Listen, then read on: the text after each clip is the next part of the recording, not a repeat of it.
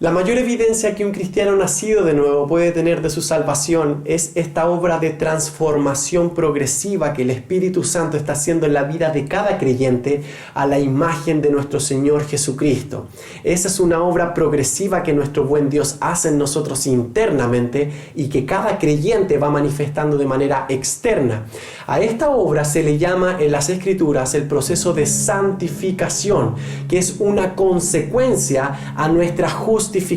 Cuando la Biblia muestra en las Escrituras que hemos sido justificados delante de Dios, es que Él nos declara justos delante de Él por medio del sacrificio de nuestro Señor Jesucristo. Y cuando nosotros ejercemos la fe en el Hijo y nos arrepentimos de nuestros pecados, entonces nosotros somos justificados. Eso es un evento inmediato. Nuestra justificación es inmediata, pero que tiene como consecuencia nuestro proceso de santificación progresiva a la imagen del Hijo. El apóstol Pablo, entregando esta enseñanza, él menciona en su primera carta a los Corintios, capítulo 1, versículo del 30 al 31, lo siguiente: más por Él, por Dios, más por Él estáis vosotros en Cristo Jesús, el cual nos ha sido hecho por Dios sabiduría, justificación, santificación y redención, para que, como está escrito, el que se gloría, gloríese en el Señor.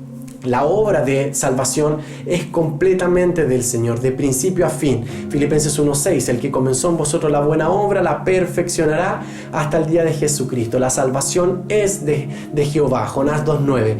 Pero debemos atender a que cuando hablamos del proceso de santificación, si bien el Señor está ejerciendo esa obra en nosotros, el creyente no deja de ser responsable en su proceso de santificación, porque lo debe evidenciar por medio de sus obras.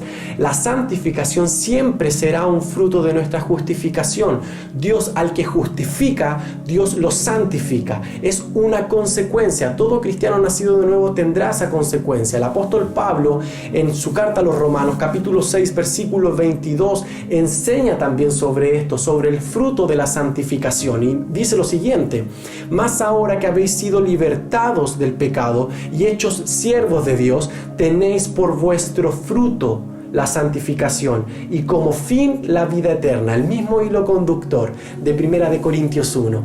La justificación, la santificación, y vamos a obtener la vida eterna cuando realmente nosotros podamos ir pasando por este proceso de santificación, porque el Señor al que justifica lo va a santificar, porque esa santificación es un fruto. El árbol se conoce por su fruto. ¿Cómo el árbol malo te va a poder dar un fruto bueno? ¿Y cómo el árbol bueno te va a dar un fruto malo? El árbol bueno te tiene que saber dar un fruto bueno. Pero es interesante que la Biblia menciona que no hay ninguna persona que sea buena. No hay ni siquiera uno, no hay quien entienda. Romanos 3, no hay quien busque de Dios. Todos se desviaron, todos se apartaron.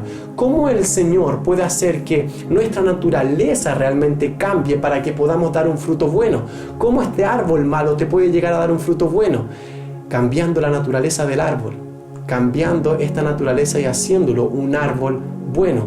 La Biblia menciona en Ezequiel 11 del 19 al 20: quitaré el corazón de piedra, pondré un corazón de carne, infundiré un nuevo espíritu, con una consecuencia: para que anden en mis ordenanzas, guarden mis decretos y los cumplan.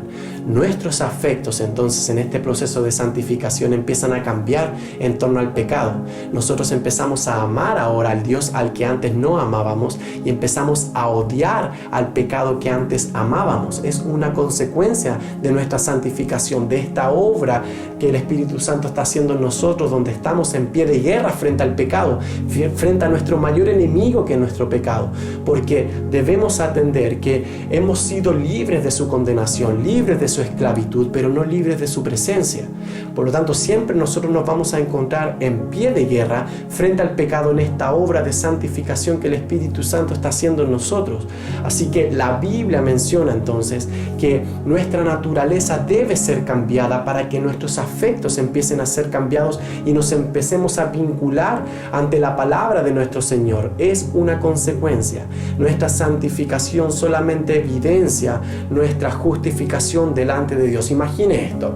Imagine como si a una oveja la pusiéramos a escoger entre dos sectores. El primer sector, un lugar de pastos verdes, una pradera hermosa, y la hacemos escoger hacia un charco de lodo como segunda opción, un charco de lodo donde se puede llegar a ensuciar. ¿Qué es lo que va a escoger la oveja naturalmente? La oveja naturalmente va a escoger las praderas y los pastos hermosos. ¿Por qué? Porque es parte de su naturaleza. No va a querer ir a ensuciarse a ese lugar. Pero ¿qué pasa si yo pongo a escoger a un puerco, a un cerdo, lo pongo a escoger sobre estos pastos verdes, sobre esta pradera maravillosa y sobre un charco, sobre un lugar de barro? El cerdo por naturaleza va a querer escoger ir a ensuciarse, ir a ese sector, porque es parte de sí mismo. Entonces, ¿qué es lo que tiene que saber hacer Dios para que nosotros podamos empezar a escoger su palabra y amarlo a Él?